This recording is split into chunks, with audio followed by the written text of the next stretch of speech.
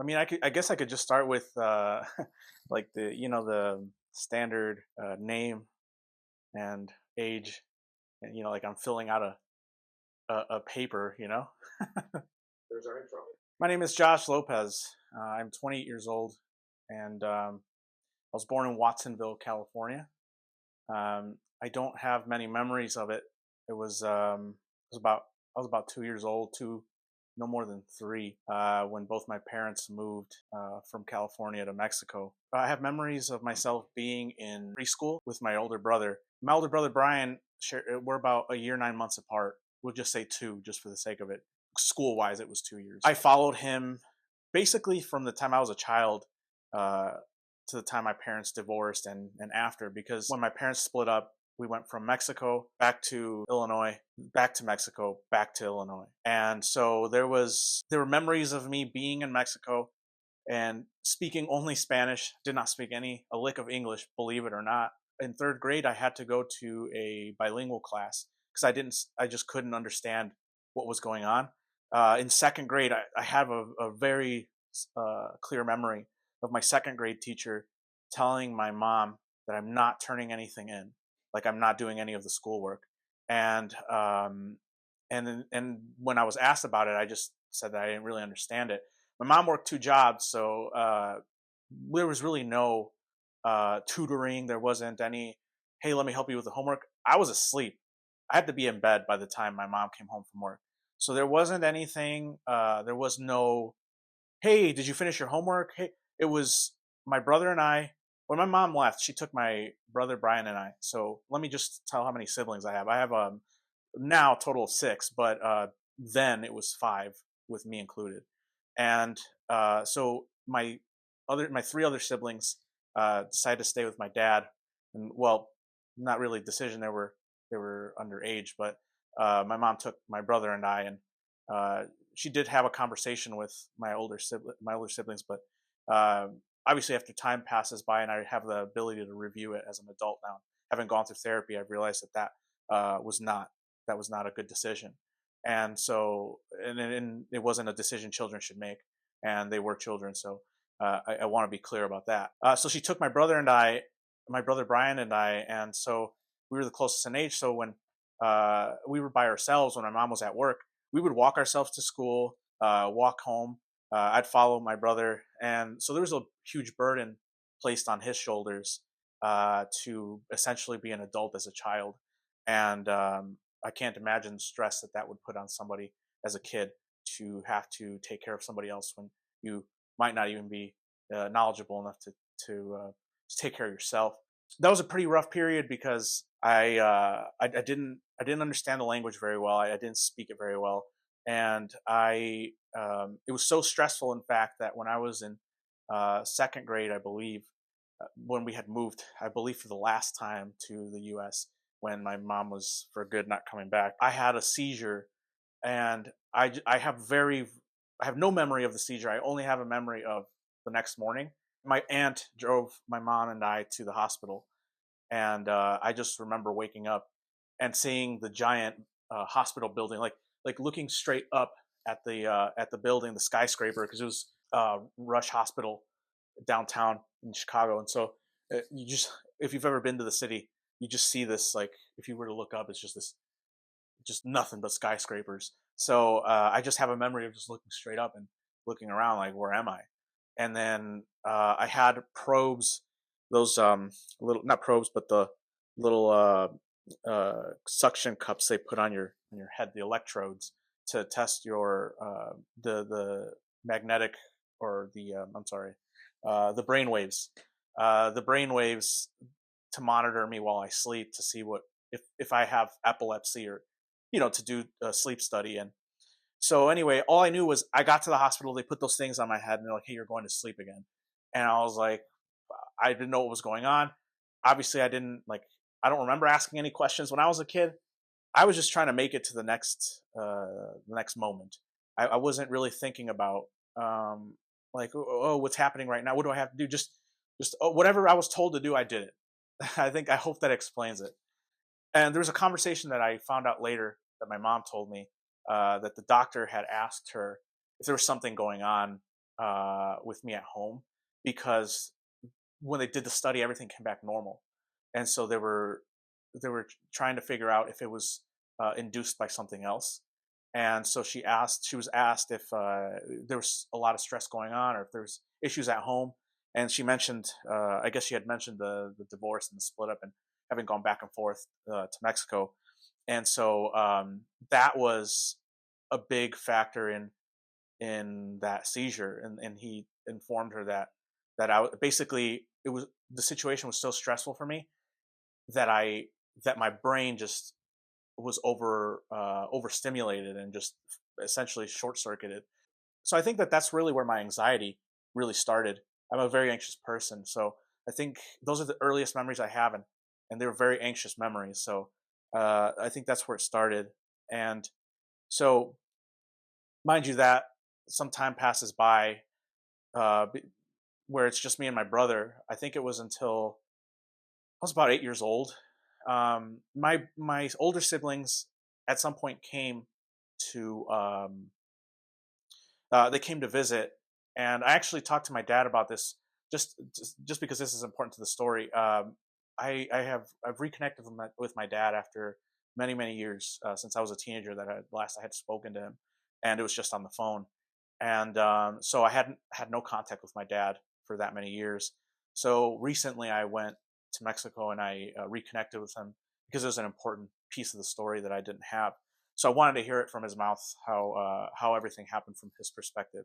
And so one of the things he told me was that when when my sister, so I have three other siblings besides Brian. So it's my oldest brother is Michael.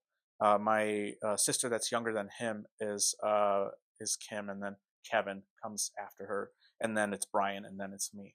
So Kevin, Kim, and Michael all came at the same time to visit uh, my mom and my brother and I. And at the time, we were living in somebody's basement because that's all my mom could afford. So we originally were with my aunt, but there was some fallout between them, and so then we were forced to move out, and we were in some random person's basement that was renting it. And it just I have a lot of memories of just being poor, like not having many things. And as a kid, I didn't know what that meant. Like I didn't know really. I had no way of knowing like whether we're better off or less off than other people. I just, in hindsight, I realized we were really poor, and so we didn't have a lot of things. We just it was very minimal what we had. So when I was about 8 years old, um, my siblings came, and my dad told me that the reason that they went over there, one of the reasons was because he wanted the relationship back with my mom, and he told me that basically he had asked them to see if it was, which was wrong of him to do, because they were not that was not their that was not their it's not their responsibility to figure out if the relationship was viable or not. But basically, he sent them out and was like, "Hey, see if she has any intention of coming back." And because he wanted to rekindle the marriage, and so they went, and at this time she started dating my stepdad, and so that's when my stepdad came into my life, and I was again about 8 years old, and I remember meeting him, and I he seemed nice, and my mom asked myself and my brother uh, if it was okay for her to date. And as a kid, in hindsight, as a kid, like I just wanted my mom to be happy, and that's what I told her. That if she was happy with him, then that's all that mattered to me. And so there was some time in between when they met and when they finally, as far as I knew, were wanting to move in together. And that's really where it's really where a lot of the chaos picked up. One of the things that I failed to mention earlier is that the reason my parents split up is that there was a lot of fighting, both verbally and physically at some point. And they go back and forth. The stories, I've heard both sides of the story, so I believe, this is my opinion, I believe that there was on both parts uh, physical abuse where they were both putting hands on each other. And And I believe that whenever, if a relationship ever comes to anything physical, even emotional, if there's like an emotional abusiveness, uh, at that point the trust is not there anymore. And so I think that that's when you should either consider going to counseling if there's been a long, if both parties are willing to make it work, or if that's a time to review really, um, if the relationship is healthy for anyone involved. And it didn't happen. So there's many, it's 20 years, almost 20, no, maybe 18 years, 18 years of marriage between the two of them. And so between my mom and my dad. And so I believe that the trust was long gone if it was ever there. So that relationship was over way before, in my opinion, way before it was actually physically over. And so they split up due to a lot of emotional and physical abuse on both parts, I believe. Fast forward to when she meets my stepdad, and we get introduced, and again I tell her I want her to be happy, and so some time goes by, and um, my brothers were only visiting for a little while. My mom asked them if they wanted to stay, but they didn't want to stay. Of course, they were comfortable with my dad. They weren't. It was too risky to go with my mom. My mom was well, we were struggling, and they saw that. It was, but I don't think my mom could have afforded them anyway. So it was a a no brainer for them to go back, and so they went back. And my dad told me, actually, this is his part of the story. My dad told me that they came back, and my brother Kevin said that she was not coming back, that there was another man, and that uh, it was over. And so my dad told me that at that moment he he accepted that there was no coming back. And so so then that's that's pretty much the end of that. There really was no uh, any direct contact between my mom and my dad, other than when my stepdad uh, moved in with my mom. When we all moved in together, we were in an apartment in Chicago, and at the time we were in a pretty um, I don't know if dangerous is the right word, but not the best neighborhood. There were a lot of gang fighting. There was a lot of there were race wars going on in school, in an elementary school, because there was a grand majority Mexican and African American population there, and so there was a lot of race wars between the two, and so there'd be fights all the time, just purely off of race. And so that happened, and um, so it wasn't a good area, and so the plan was to move out of that area. And we lived in Chicago for a little while before there was a decision made that, hey, it's best to pack up and leave. This area is too dangerous. And so we did, and we came to the Oak Forest area. Midlothian was really where we first moved in. My stepdad, he made it very clear when they first moved in together, when we were in Chicago actually, that basically I couldn't understand why he spoke to us in such an aggressive manner, but he would always do it when my mom wasn't around. And I remember asking him as a kid, like, why he had to talk to me that way. And he said to me that it was because we were pigs, we were dirty, that we didn't clean up after ourselves, and that we lived like pigs. Is what he. It's just something that it's a description that stuck in my mind. And for me as a kid, there was no structure in my house. There wasn't a, hey, you're going to uh, pick cleanup time is at this time. You're playing until this time. There was nothing. There was no bins. Hey, this belongs here. When you're done, there was none of that. It was just. I go to school. I come home. I go to sleep. I eat, go to sleep, and then start my day over. I wasn't. There was no structure, and so he would oftentimes say things like that. And at one point, my sister came. My sister Kim moved in with us because there were some problems going on between my dad and her. And so she came over, and she was probably around 15, 16 when this happened. And mind you, at this point, we're with my stepdad and living with my mom. And so when she came in, oh man, that's when things got really, really difficult. The fighting between my mom and my stepdad, between my sister and all of them, it was just such a whirlwind of abuse. There was a lot of yelling and um, calling each other names, just a lot of emotions of a feeling of. I can see it now as just everyone feeling like they weren't loved, and you could feel it in the air. And so I think there was a lot of things that my mom did wrong, and one of those things was that I believe that the difficulty for her was the attachment style she has. I believe that um, she feels the need to be with somebody to believe she can make it, and she never said that, but it was an unspoken feeling. So it was really difficult for us because for me because uh, I was happy for her that she was with somebody, but I didn't understand why it had to be so difficult for me. I had a feeling every time I came home, I didn't know what I was going to hear. Basically, it was like walking on eggshells every time I came home because there was a hope that my mom was home when I came home from school, and when she wasn't, it was just pure anxiety of stay out of his way, don't let him see you, stay in your room. And even then, he would come and open the door sometimes and just start saying, "Just look at how dirty you guys are." Just the worst things you could say to children. And it was he made it clear that I was an obstacle, and my siblings and all them that wasn't his family. And I even until very recently I didn't accept this. I still tried to get his approval for a long time.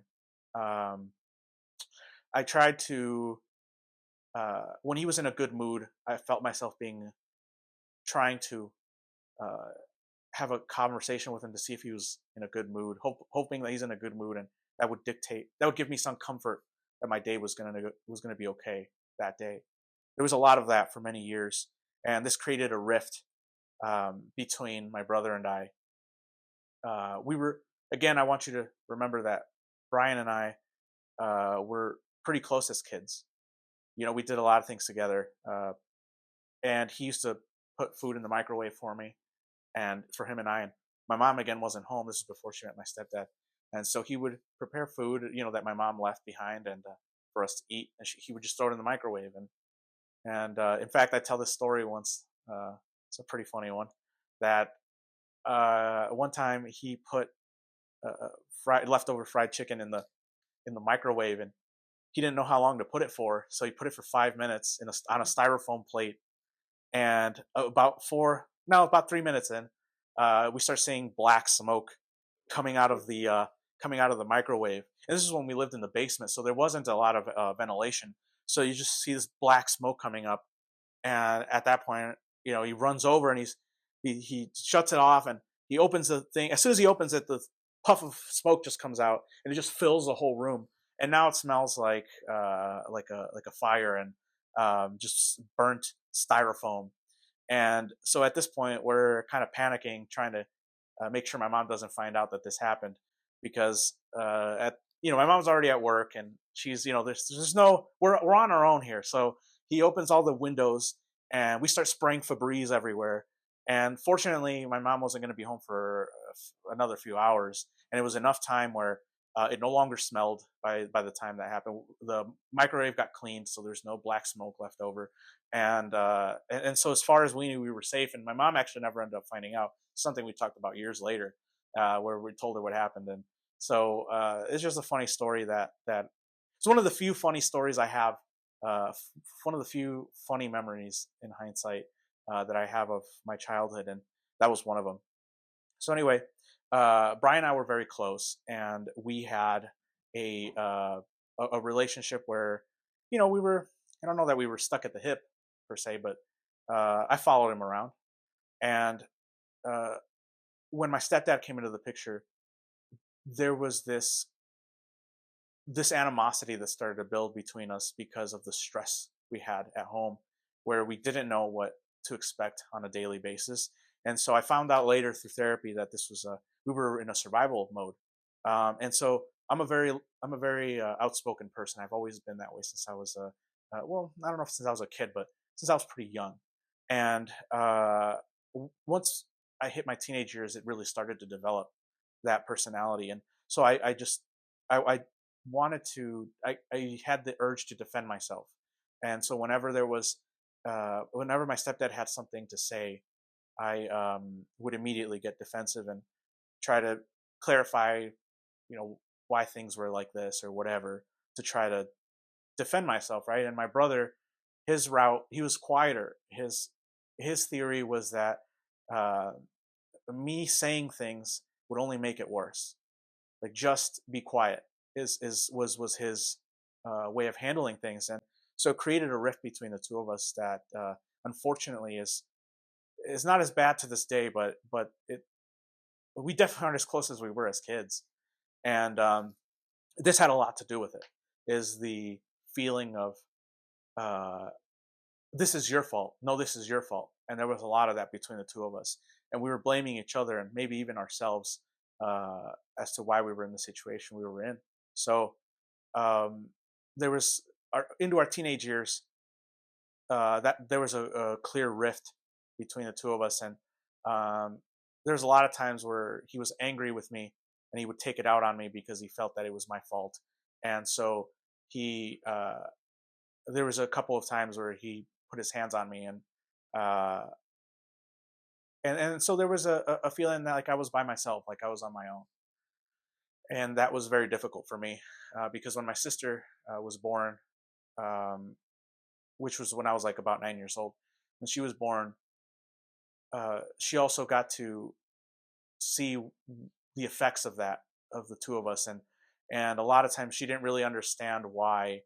Um, she didn't understand why we couldn't, when my stepdad was around, we couldn't really be too loud. We couldn't really play with her too much. My stepdad never wanted us to be around my little sister. Uh, when she was born, we weren't allowed to hold her. So there was a clear separation of you aren't part of this family. And when there was any family from their side, from my stepdad's side, when there was family gatherings, they would go, they would leave. I would never get asked about it. I was just told, "Hey, we're gonna go." And in hindsight, at the time, I didn't really think too much of it, but in hindsight, there is a feeling of betrayal of like my mom started a family with somebody else while I was there. Saying it out loud is just very crazy, but that's really what happened. And we weren't a part of that family.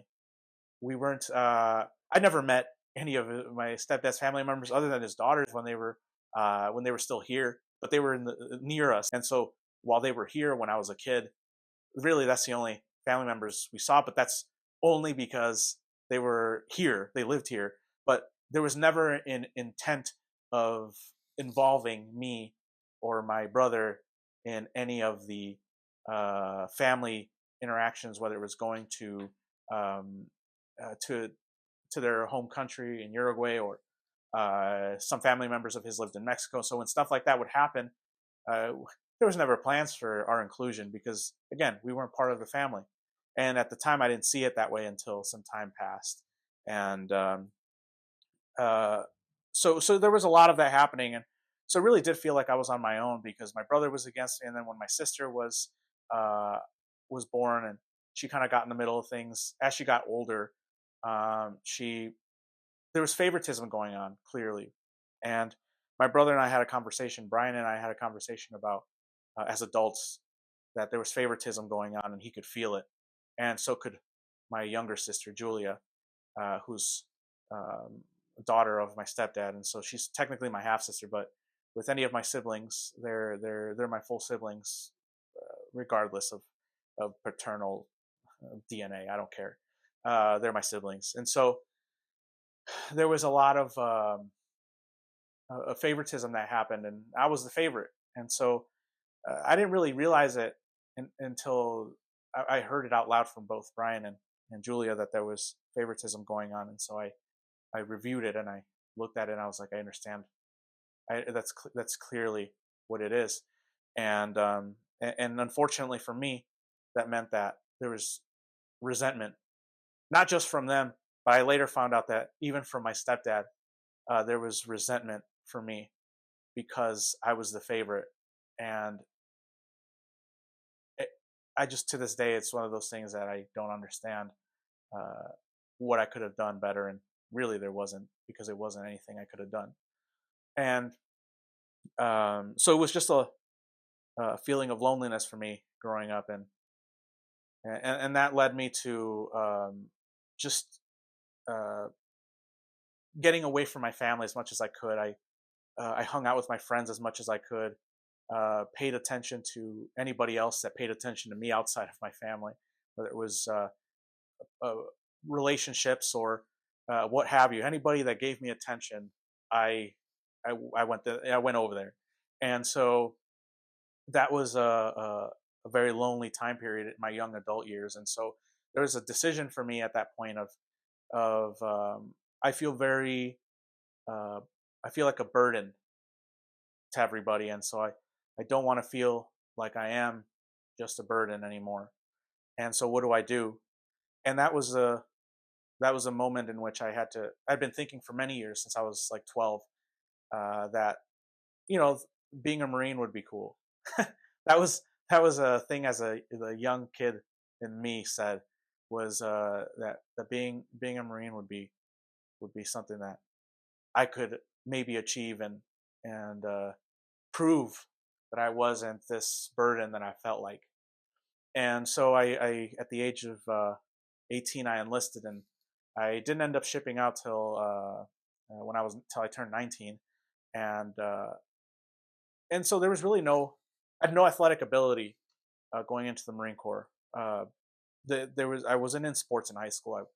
I was I was by all accounts a couch potato, and so it took me about 6 months to get into some kind of shape that I could at least pass the minimum tests required to get in.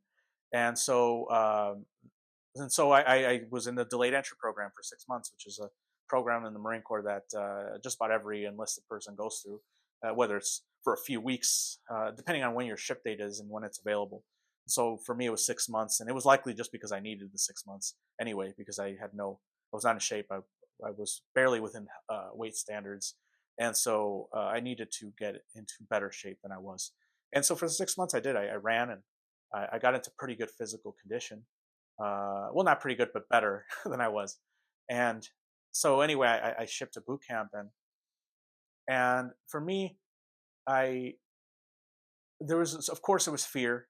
I didn't know what to expect, and I had one other friend, fortunately, that I spoke to, that to this day I talk to and I'm very close with, and we had conversations about it.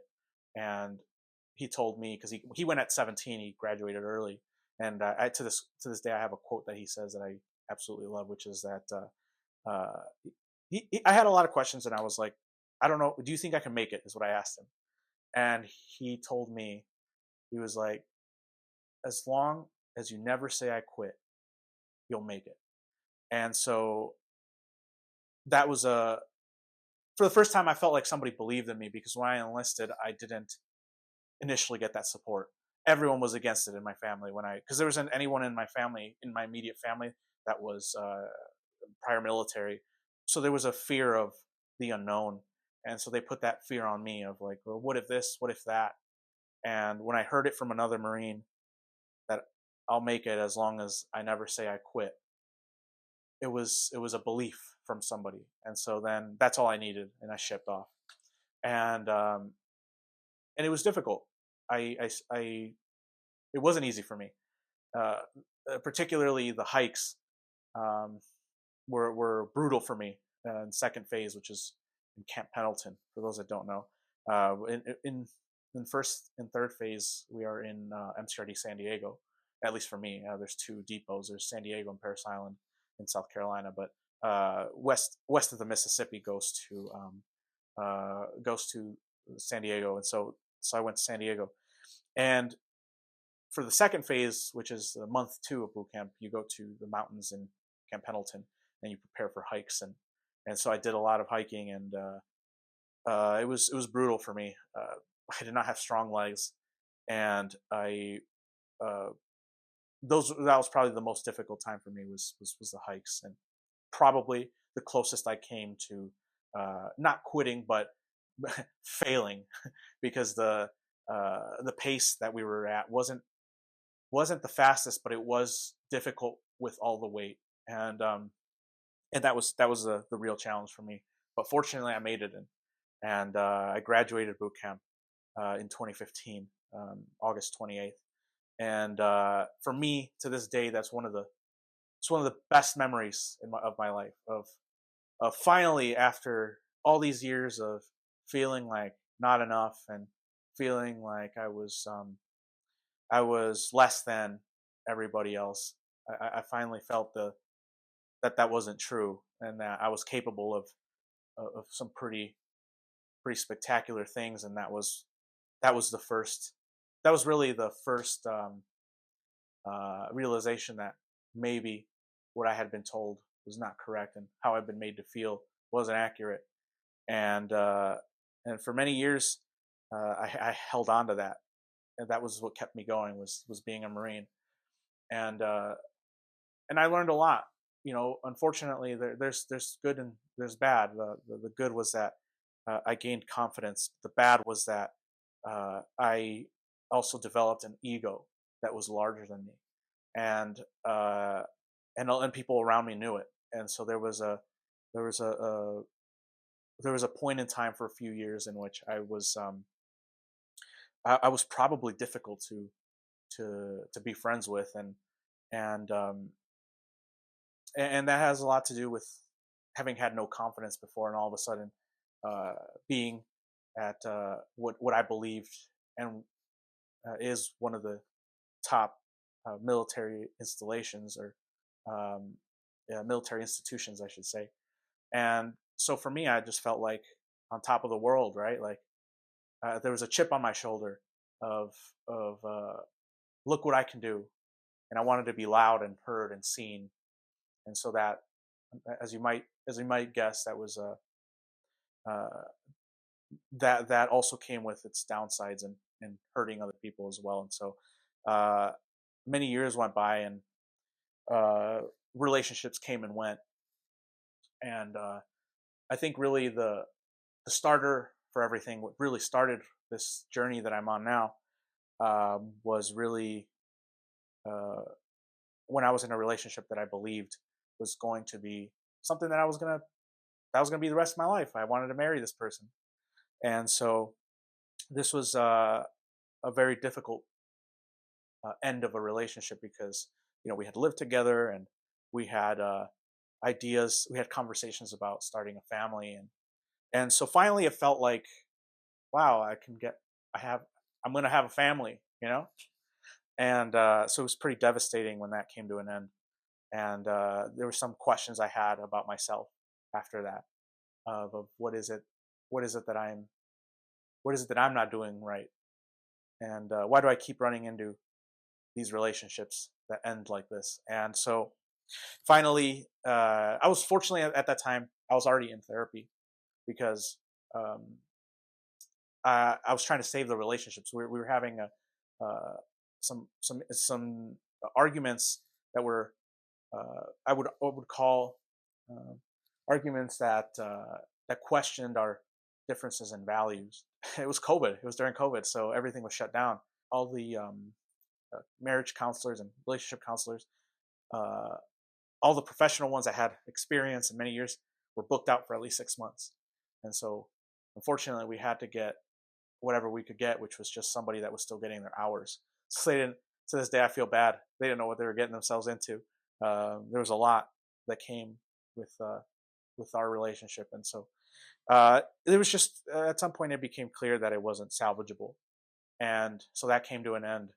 And it was a devastating end for me, because again, I was under the impression that finally I was going to have a family, and that illusion was shattered. And so it caused me to look very deep within of who I am and who do I want to be. And so I had just left the Marine Corps also at this time, and my job was not a good work environment. It wasn't not a healthy work environment, so I left it. And so all at the same time, this was all the same time period, except for the Marine Corps. I'd left the Marine Corps probably a year not maybe less than a year prior to the end of the relationship. So I was already struggling with having left the Marine Corps. So basically, all of the pillars that I had assembled in my life as an adult had come crumbling to the ground, and I was at ground zero again, and that was a scary moment. And so, fortunately, I was already seeing my therapist, um, my personal therapist, not the couples counselor, and so that's kind of what kept me going. Unfortunately, I have friends that also came to my aid and listened to me, and we had conversations. And obviously, they did the best that they could. They couldn't give me too many tips because none of us were on the boat of knowing what that's like of marriage and the potential of being married. And so they did the best they could. And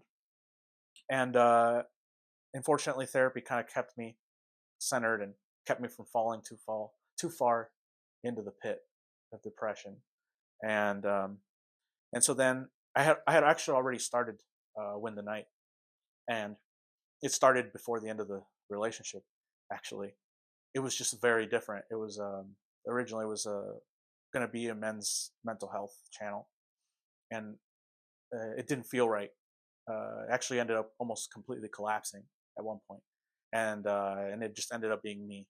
I was going to have a few friends, but that collapsed, uh, and so I wanted it to be inclusive of everybody, and so that eventually became Win the Night, and um, and that's what I focused my days after being ground zero was building Win the Night. And I want to have a hub, a home for others to, when they're feeling alone, when they're feeling not heard, not seen, they could go somewhere that they could feel like they're understood. Like, oh look, people that are in a similar situation that I am.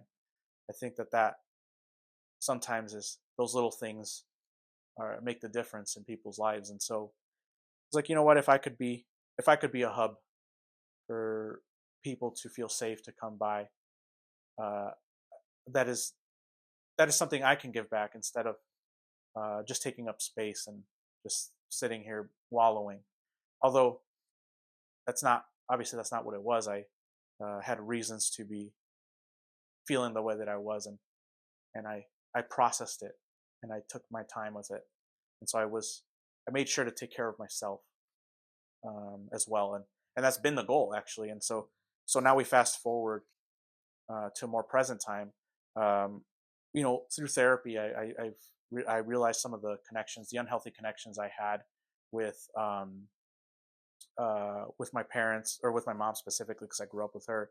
My unhealthy attachment style of wanting to get as much attention from her as possible, and competing with my stepdad. And it's just crazy to think about that. That's what it, in hindsight, what it was, competing for attention.